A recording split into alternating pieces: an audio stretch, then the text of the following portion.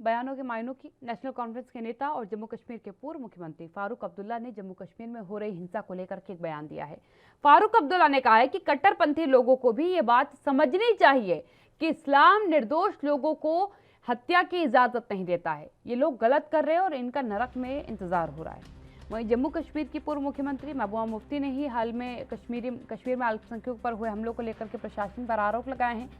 उन्होंने कहा है कि प्रदेश प्रशासन को अल्पसंख्यकों पर हमले के बारे में पहले से जानकारी थी, लेकिन उन्होंने इन सूचनाओं को नजरअंदाज किया। प्रशासन केंद्रीय मंत्रियों को सुरक्षा प्रदान करने में व्यस्त था, जिन्हें जम्मू कश्मीर में तथाकथित सामान्य स्थिति के भाजपा के फर्जी प्रचार को बढ़ावा देने के लिए पार्टी में लाया गया था।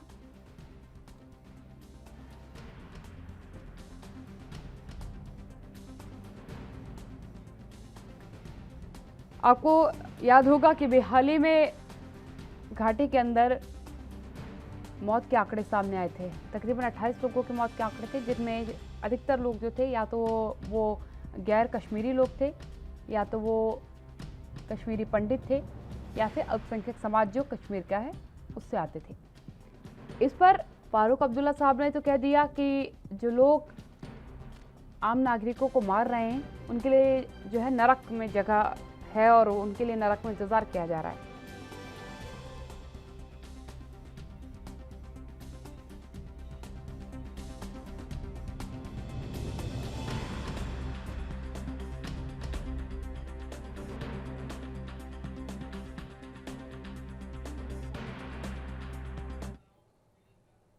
मेरे साथ मेरे मेहमान जुड़ चुके हैं, आपका परिचय कराती हूँ, चर्चा की शुरुआत करती है। सीएम पत्नी जी मेरे साथ जुड़ चुके हैं, वरिष्ठ पत्रकार हैं। इसके साथ ही श्रीवास्तव जी मेरे साथ जुड़ चुके हैं, हमारे साथ हमारे संवाददाता हैं।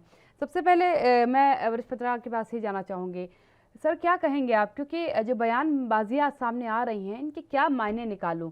क्योंकि जिस तरीके से फारूक अब्दुल्ला साहब बता रहे हैं कि नरक में वो लोग जाएंगे, इस्लाम की बात उन्होंने करी कि इस्लाम में जो है जो लोग निर्दोष होते हैं उन्हें मारने की अनुमति नहीं है। तो क्या इस्लाम में किसी को मारने की अनुमति दी गई है कि आप किसी को भी मार सकते हैं? ऐसा कोई इस्लाम में तो कोई फॉर्मेट कहीं पर भी नहीं दर्ज किया गया है।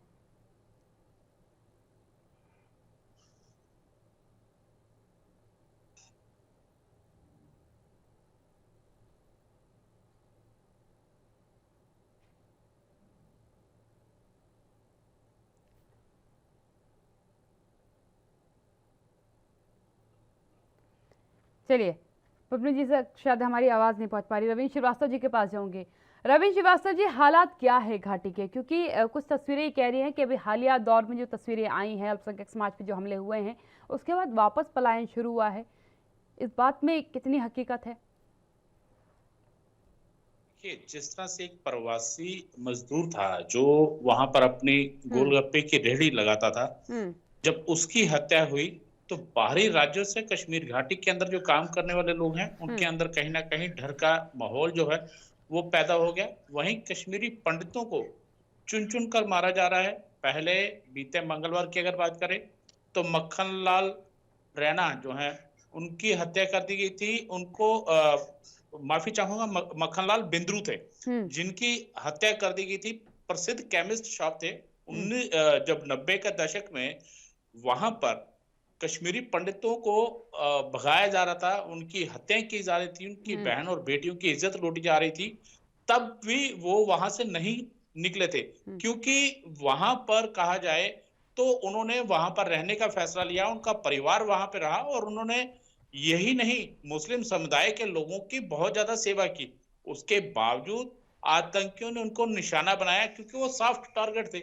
और यही वजह है कि अब स्कूल के अंदर एक चुनिंदा हत्याएं जो है वो की गई। पहले उनको उनका धर्म पूछा गया, उसके बाद और एक जो प्रिंसिपल थी सिख फैमिली से बिलोंग करती थी, उनकी हत्या कर दी। फिर एक पंडित थे दीपक चंद्र रैना, उनकी हत्या कर दी। तो कहीं ना कहीं ये चीजें दर्शाती हैं कि अब घाटी के अंदर जो आतंकवाद है वो 90 जैसे हालात पैदा करना चाहता है। क्योंकि पाकिस्तान लगातार जिस प्रकार से कश्मीर घाटी के अंदर अगर हालात सुधारे जा रहे हैं केंद्र सरकार की तरफ से, उसकी पहल जो है वो की जा रही है, तो उसको लेकर पाकिस्तान के पेट में मरोड़ उठना लाजमी है। क्योंकि पाकिस्तान नहीं चाहता है कि कश्मीर घाटी के अंदर अमन शांति वापस लौटे, क्योंकि अगर अमन शांति लौट आती है तो उसकी रोटियां जो है वो नहीं सिकेंगी, राजनीतिक स्तर पर वो बैकफुट में चला जाएगा, अंतरराष्ट्रीय स्तर से जो उसको मदद मिलती है मुस्लिम देशों से वो नहीं मिल पाएगी। तो ये सब चीजें जो है वो दर्शाती हैं कि पाकिस्तान लगातार जो है आतंकवाद के जरिए घाटी के अंदर अपनी नापाक हरकतों को अंजाम देने की फिराक में रहता है। तो यही वजह है कि जो अब खास करके जिस तरह से फारूक अब्दुल्ला जी का बयान आया है वो कहीं ना कहीं दर्शाता है कि जिस प्रकार से उनकी जमीन खिसकती जा रही है। नेशनल कॉन्फ्रेंस के कई दिग्गज नेता जो हैं वो पार्टी छोड़कर बीजेपी में शामिल हो चुके हैं। वही महबूबा मुफ्ती का पाकिस्तान प्रेम जो है वो साफ दर्शाता है कि वो पाकिस्तान के प्रति और आतंकवाद के प्रति उनका नरम रवैया है, और यही वजह है कि उन्होंने सुरक्षा बलों की गोली और आतंकवाद की गोली को सामान्य बताया कि अगर उसकी गोली से कोई मर जाता है तो आतंकवाद की गोली से कोई मरता है, या आतंकवादी की गोली से कोई मरता है तो बहुत हो हल्ला होता है। ये सब चीजें दर्शाती हैं कि एक तरफ राजनीति जो है वो पीडीपी खुलकर पाकिस्तान समर्थक बोली बोल रही है, उसी को लेकर जम्मू के अंदर कल बहुत प्रदर्शन हुए। उसके महबूबा मुफ्ती और सैफुद्दीन सोज जिन्होंने पाकिस्तान की हिमायत की उनके पुतले जलाए गए। तो लोगों में कहीं ना कहीं रोष है, और ये सब चीजें दर्शा रही हैं कि जिस प्रकार से घाटी के अंदर फिर से हालात बनाने की कोशिशें की जा रही हैं, उसको लेकर केंद्र सरकार और राज्य की यूटी सरकार जो है पूरी तरह से मंथन कर रही है। और यही वजह है कि जो आतंकी जो है उनको मारा जा रहा है, उनको धरपकड़ के लिए उनके जो ओवरग्राउंड वर्कर हैं, अंडरग्राउंड वर्कर हैं, उनको लगातार पकड़ा जा रहा है। 700 से ज्यादा लोग जो हैं वो पकड़े हैं, उनसे पूछताछ की जा रही है क्योंकि वो संदिग्ध भूमिका में थे। तो यही वजह है कि अब सुरक्षा एजेंसियां भी चौकस हो चुकी हैं और घाटी के अंदर सर उठाने की किसी को जो है इजाजत नहीं दी जा रही है। जी बिल्कुल, पिपनी जी मेरे साथ लगातार बने हुए हैं, उनके पास में जाऊंगी। सीएम पिपनी जी, आप क्या कहेंगे घाटी के हालातों को लेकर के, जिस तरीके की बयानबाजियां वहां के राजनीतिक दल कर रहे हैं, क्या समझा जाए? क्योंकि एक बार फिर से अब्दुल्ला साहब की तरफ से जो है कहा गया है कि पाकिस्तान से हमें चर्चा करनी चाहिए। किस बात की चर्चा करें हम, हमारे जवानों को मार देने की या जम्मू कश्मीर में अशांति फैलाने के लिए? काव्या जी, जिस तरीके से भी मैं आपके संवाददाता को मैं सुन रहा था, दरअसल उनका कहना बिल्कुल अपना सटीक है। कई बातें उन्होंने काफी अपना जो अपना धरातल पे जाके अपना यहाँ पर रखी है एक्चुअली। तो मैं उसी क्रम को मैं आगे बढ़ाना चाहता हूँ जी। जैसे इसमें देखिए जिस तरीके से अपना हमारे सेना ने अपना बयान जारी किया है कि ये जो भी वारदातें वहां पर कश्मीर के अंदर हो रही है ये पाकिस्तान के इशारे पर हो रही है, पहली बात है।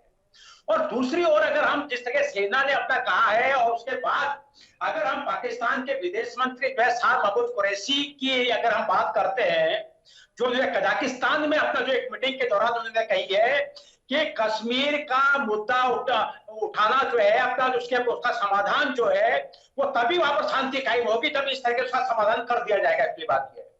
और दूसरी ओर अपना इमरान खान ने भी अपना जिस तरह से अपना बयानबाजी कर रहे हैं, तो इससे साफ झलकता है कि पाकिस्तान के इशारे पर इस तरीके से ये सारी वारदातें की जा रही हैं। और दोबारा से जिस तरीके से 1990 का एक दशक का एक दौर था कि अपना जो है जिस तरीके से अपना वहां से अपना जो अल्पसंख्यक लोग थे उनको जो है वहां से उनका सफाया किया गया था, उसके बावजूद वहां पर कम से कम 800 परिवार ऐसे थे जो वहां बचे रहे, जिसमें भी आपके संवाददाता जिक्र कर रहे थे बिंद्रू जी का, जिनकी हत्या कर दी गई वहां पर। तो ऐसे में जो है जिस तरीके से एक माहौल वहां पर पैदा किया जा रहा है, काव्या जी, हमें इस धरातल पे भी जाना होगा, इस तय पे भी जाना होगा कि आखिर ये सब क्यों हो रहा है। अगली बात यह है कि किसी न किसी चीज के पीछे जिस तरीके आतंकवादी बौखला गए हैं, वहां के जो हैंडलर रहे वो बौखला गए हैं, पूरा पाकिस्तान बौखला गया है, इमरान खान की सरकार बौखला गई है। तो ऐसे में इसके पीछे जो कारण रहे हमें उसे तय में भी जाना होगा।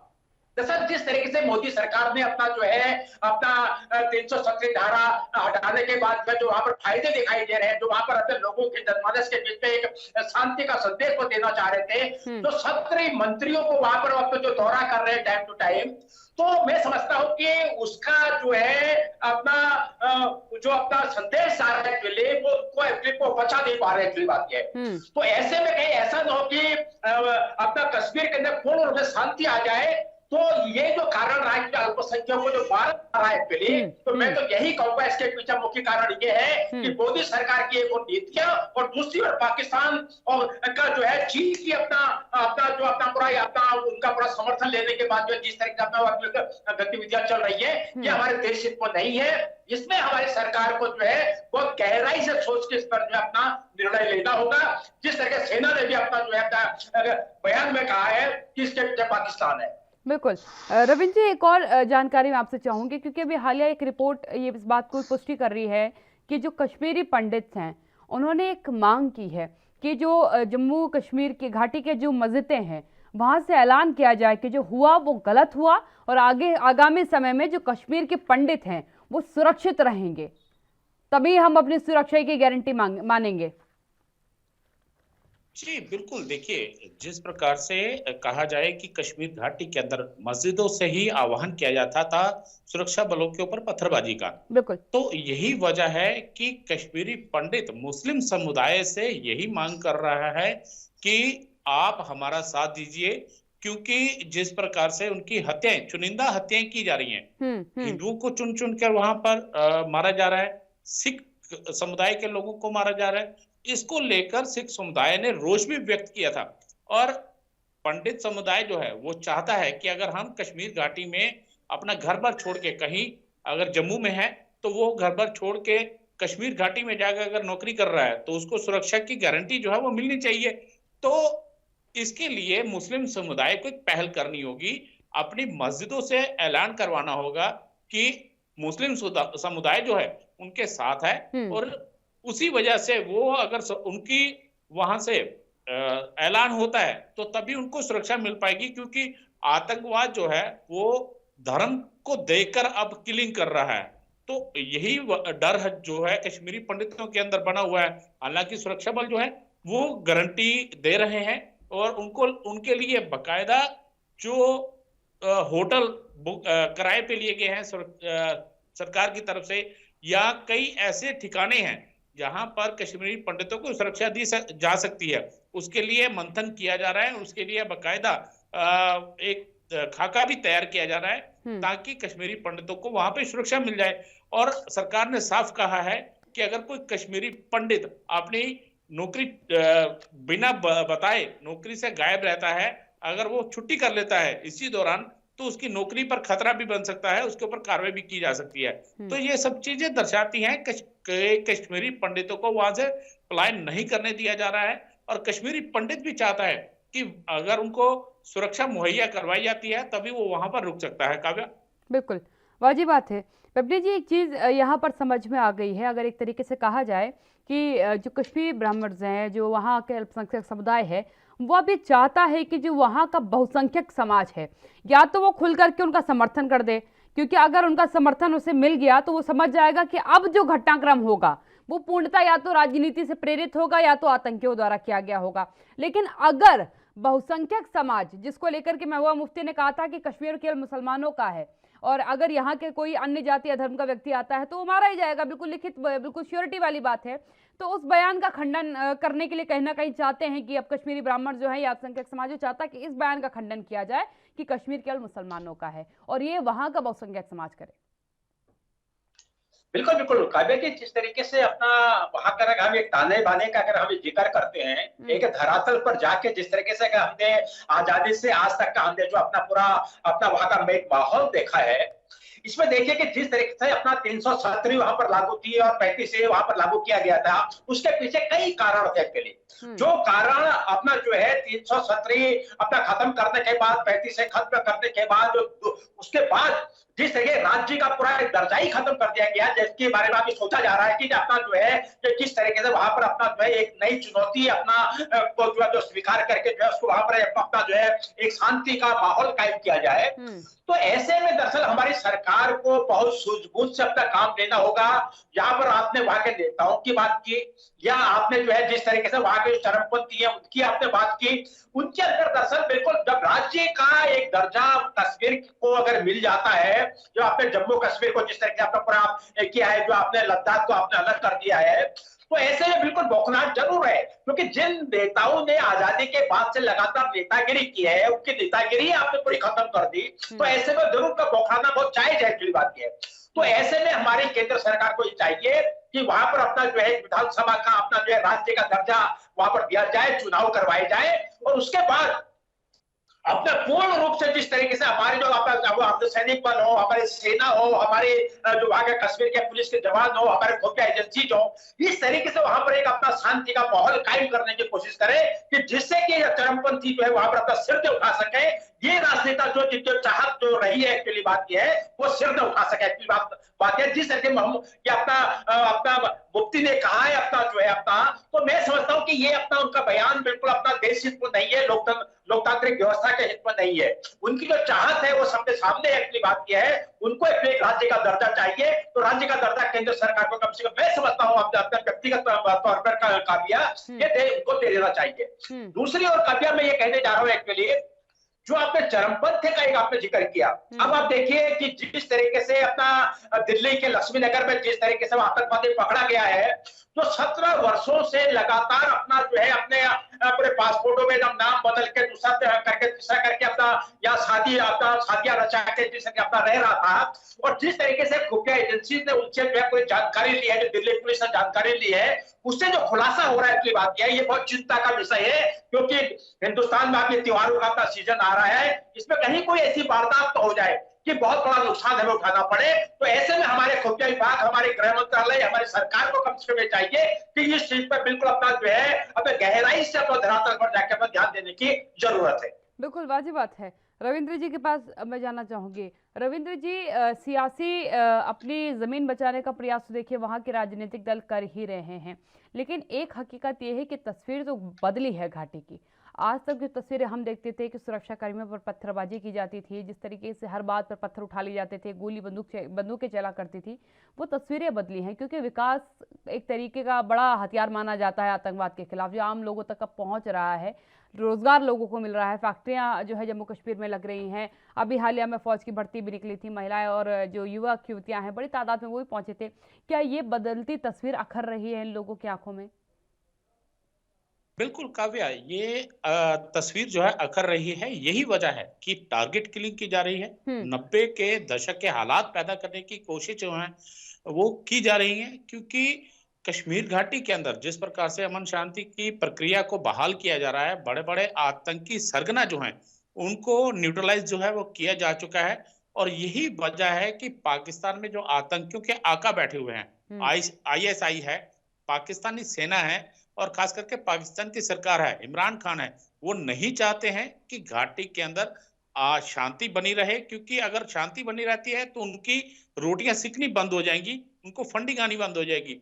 लेकिन केंद्र सरकार की अगर बात करें तो केंद्र सरकार में देश के प्रधानमंत्री नरेंद्र मोदी ने साफ कहा था कि कश्मीर घाटी के अंदर हम शांति प्रक्रिया जल्द लाएंगे, और जो कश्मीरी पंडित 90 के दशक में पलायन करके जा चुके हैं उनको फिर से वापस बसाया जाएगा।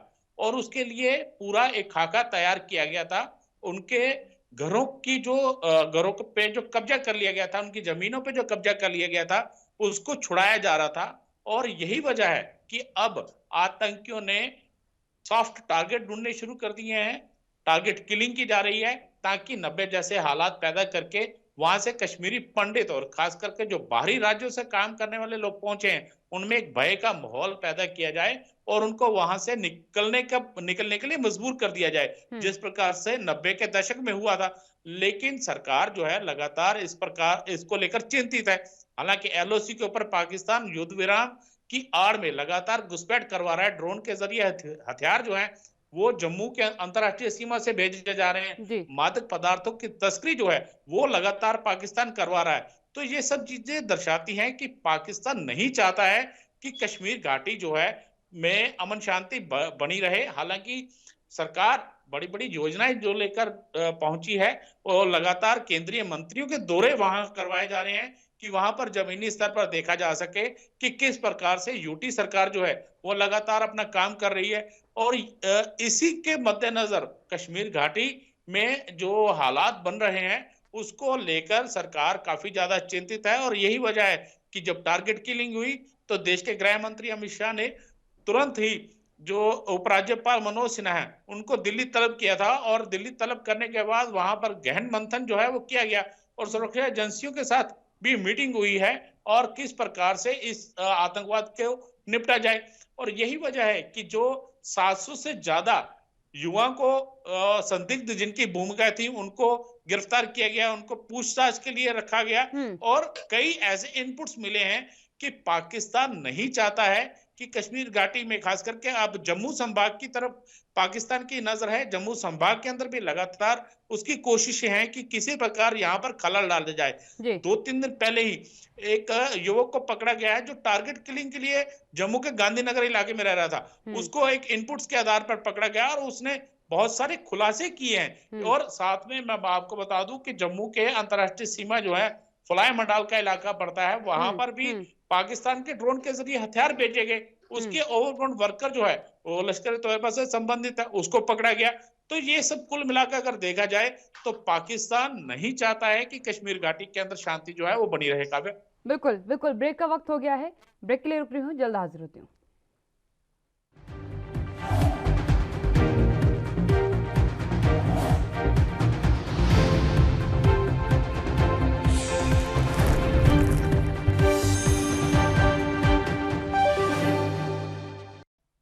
ब्रेक के बाद एक बार फिर आपका स्वागत है। चर्चा को आगे बढ़ाऊंगी, पेपनी जी के पास जाऊंगी।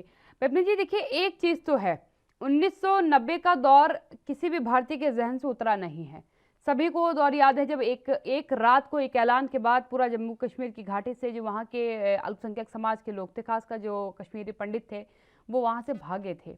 और सरकार की एक योजना कि इनका पुनर्वास करवाएंगे, इनको पुरानी इनकी ज़मीनें, इनके मकान इनको दिलवा देंगे, ये बर्दाश्त नहीं कर पा रहे हैं। अभी बर्दाश्त कौन नहीं कर पा रहा है, ये समझने वाली बात है। क्या ये स्थानीय जो वहाँ के जो लोग 1990 के बाद जिनको बार बार ब्लेम किया जा रहा है कि वहाँ का बहुसंख्यक समाज है वो इसके लिए जिम्मेदार है, पॉलिटिकल पार्टीज इसके लिए जिम्मेदार है, पाकिस्तान का प्रेशर इसके लिए जिम्मेदार है, या फिर जो चीज़ें हैं वो अब क्योंकि कम हो जाएंगी ये इसके लिए जिम्मेदार है? क्योंकि तस्वीरें ये बात एक बार फिर क्लियर कर रही है कि 1990 का ही दशक दोहराया जा रहा है कि हम केवल अल्पसंख्यक को टारगेट करेंगे, हम जो है कश्मीरी ब्राह्मण को टारगेट करेंगे, और इसकी डर की वजह से ये लोग फिर कश्मीर छोड़ करके चले जाएंगे। बिल्कुल बिल्कुल काव्या जी, आपका सवाल बिल्कुल सही है। दरअसल अगर हम एक धरातल पर जाकर अवलोकन करते हैं पूरे कश्मीर घाटी का या पूरे कश्मीर का, जिस तरीके से अभी आपने 1990 के दशक का आपने जिक्र किया कि उस दौरान में किस तरीके से वहां से जो अल्पसंख्यक लोग थे उनको भगाने की वहां से कोशिश की गई, वो किस बलबूते पे हुआ एक दरअसल जिस तरीके से अपना पाकिस्तान का रवैया हमने बार बार देखा है, जिस तरीके से आतंकवाद लगातार अपना जो है अपना वहां चलते रहा है, और वो आतंकवाद किसके सह पर चला, क्योंकि पूरा कश्मीर एक सीमांत का इलाका है और उधर चीन से इसकी अपना इस चीज की सीमाएं जुड़ती है, उधर पाकिस्तान से इसकी सीमाएं जुड़ती हैं। तो जिस तरीके से अपना पाकिस्तान का हार हमेशा एक चीन की सह लेके, चीन का पूरा पैसा लेके, चीन की पूरी जो राजनीतिक एक अपना पूरा एक उनका नजरिया है, उसके बलबूते पर जिस तरह पाकिस्तान समय समय पर अपना एक आतंकवाद के साये में अपना जो है अपना कश्मीर घाटी को अपना रखना चाहता है, एक तो इसके पीछे ये कारण एक्चुअली जो है साफ अपना दृष्टिगत होता है।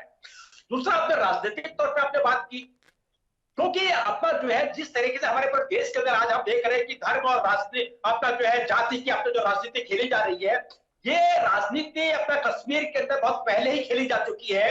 जिस तरीके से वहां पर अपना जो बहुसंख्यक लोग थे एक्चुअली उनको अपने पक्ष में करने के लिए जिस तरीके से अपना अगर हम जिक्र करते हैं कि जम्मू का जो इलाका होता था वहां से हमेशा जो है अपना भाजपा का एक अपना जो है अपना पूरा एक प्रभुत्व रहता है। कश्मीर के इलाके में अगर हम जाते हैं तो वहां देखिए महबूबा मुफ्ती का अपना रुतबा रहता है, या अपना फारूक अब्दुल्ला का अपना रुतबा रहता है। तो इस तरीके से जो है अल्पसंख्यकों को और बहुसंख्यकों को जो डिवाइड करके, और उसके बाद जिस तरीके से अभी ये अपना पूरा 337 धारा हटा के 35 से खत्म करके, जिस तरीके से वहां पर एक अपना राज्य का पूरा ही दर्जा खत्म करके जो है केंद्र शासित प्रदेश बना दिया गया, इधर अपना जो है जम्मू और कश्मीर को अलग अपना दर्जा दे दिया गया। तो ऐसे में जो है जो राजनेता जो अपना लगातार जिनकी जो वंशानुगत जो अपनी राजनीति चल रही है, वो लोग कहाँ जाएंगे? एक्चुअली बात यह है। तो इसीलिए वो प्रयास कर रहे हैं कि कश्मीर घाटी की तस्वीर को जो है छेड़ा जाए, उसके तो साथ ऐसे में हमें कम से कम राज्य का दर्जा, हमें कम से कम जो है अपना कश्मीर, जम्मू कश्मीर को अपना देना होगा।